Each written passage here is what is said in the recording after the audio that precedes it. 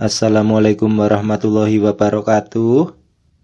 Teman-teman, tutorial ini bisa diterapkan di Windows 7, Windows 8 atau 8.1, Windows 10, dan Windows 11 atau sesudahnya ya.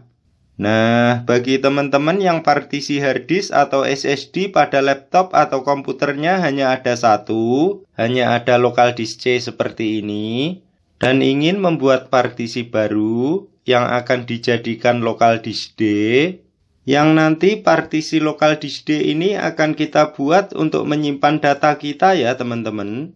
Jadi apabila sewaktu-waktu kita mengalami masalah pada operating system Windows kita, dan kita ingin melakukan install ulang, kita tidak perlu khawatir datanya akan terhapus ya. Langsung saja.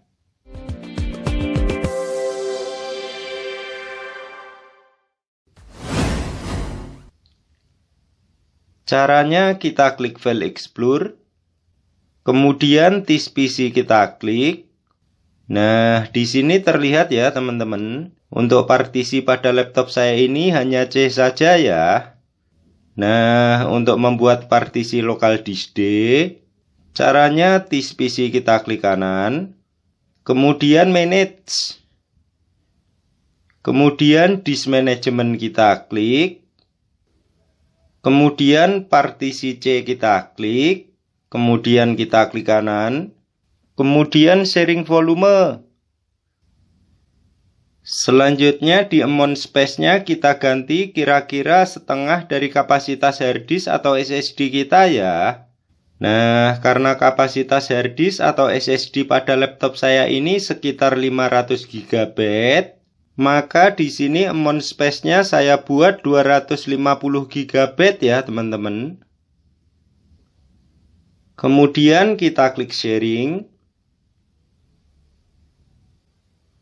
Nah, setelah jadi unallocated space seperti ini, selanjutnya kita buat partisi baru ya teman-teman.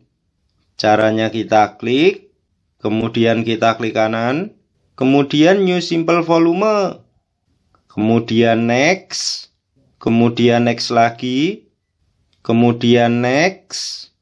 Selanjutnya di sini labelnya boleh kita ganti, boleh tidak ya teman-teman. Teman-teman boleh mengganti menjadi local disk atau yang lain ya. Untuk saya di sini labelnya saya ganti menjadi data. Kemudian next. Kemudian finish.